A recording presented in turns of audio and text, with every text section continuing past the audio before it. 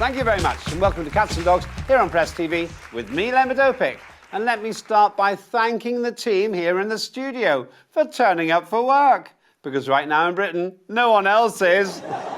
Yes, folks, in the largest wave of strikes in decades, hundreds of thousands of workers plan walkouts amid a nationwide cost of living crisis.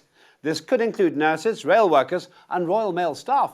So Britons should get ready for a holiday season of delayed post, cancelled trains and a medical service so stretched that by the time you get to see a doctor, it won't matter anymore because either you'll be better or dead. Now, most strikers want a pay rise in line with or greater than inflation. But Prime Minister Sunak wants to limit the damage, saying if union leaders continue to be unreasonable, then it is my duty to take action to protect the lives and livelihoods of the British public. But what action? Imposing a tax on strikers? Arresting them? Or will Rishi actually drive an ambulance himself during the New Year holiday? That's not wise, actually, since he's mainly been driven around by somebody else. On the upside, if his driver goes on strike too, at least Rishi could use the ambulance to get himself to work. Now, another option would be to fly back some of those migrants from Rwanda. But let's be honest, have you compared the weather? Sunshine and heat, or getting frozen during UK power cuts? And besides, since the Border Force could also be on strike, they won't be able to get in anyway. So what should you do if a festive guest at your place stops breathing? Get trained before it's too late. How? Use the internet. Well, unless, of course, power cuts mean you can't. Or will Rishi give us all a first aid course? Maybe something like this. Oh, yes. Such training will help you handle anything from a heart problem to a gunshot wound, broken leg, or even people displaying anti-government hysteria. But what about even more major surgery? Well, there's only one team for that job, Mohammed bin Salman's field unit. Just pop into any Saudi consulate and you'll never look back, or anywhere. But don't try that at home, folks, unless you're sure the White House will give you that all-important immunity from prosecution. But I digress. Now, some argue nurses do deserve more pay, but they miss the point. Think about what NHS actually stands for. No high salaries. Rumour has it that ministers are also planning instructions to help everyone through the storm of strikes. Here's what the list might include. Want to send a letter? Why not deliver it yourself? Or if it's light, how about a pigeon? Do health checks the good old-fashioned way, namely, for yourself? No train? Why are you going to work anyway? You should be on strike. Watch cowboy movies. They had the perfect pre-industrial life, and so can you. Strikers beware. We can bring back Thatcher from the dead, just like the dinosaurs in Jurassic Park. Now, rail strikes are less of a problem. With a little cooperation, you only need one train and one driver per city, like this.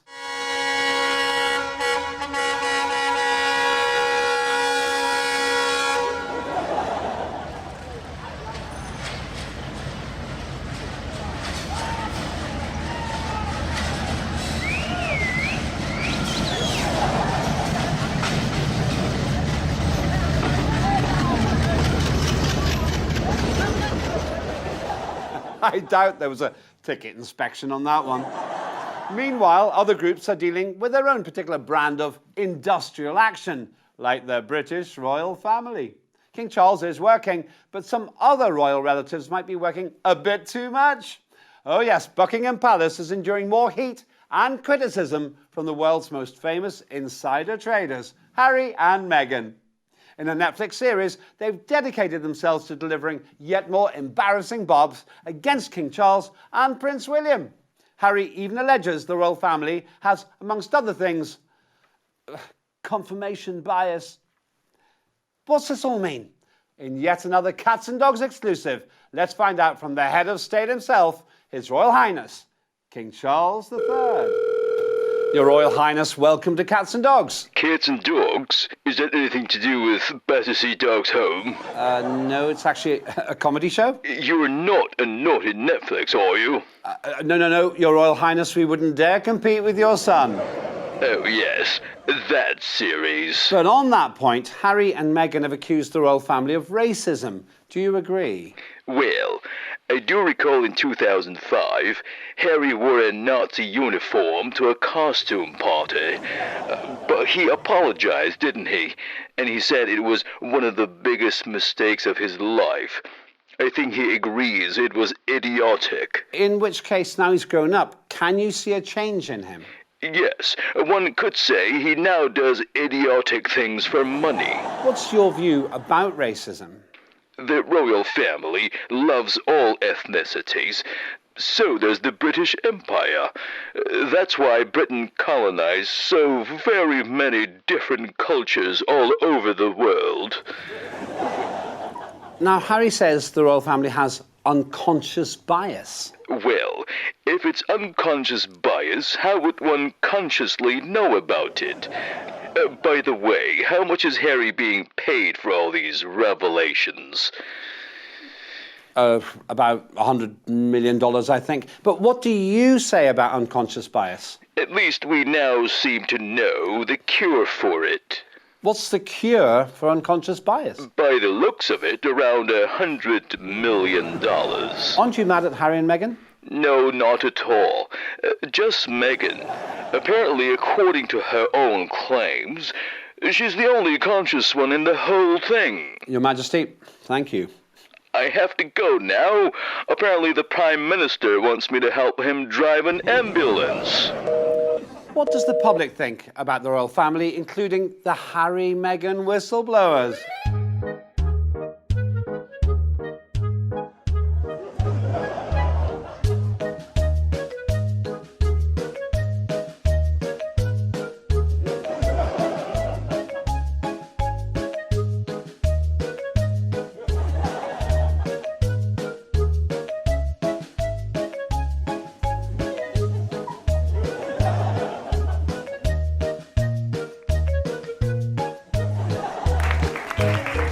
Meanwhile, in Germany, 25 people were arrested in raids across the country for plotting to overthrow the government.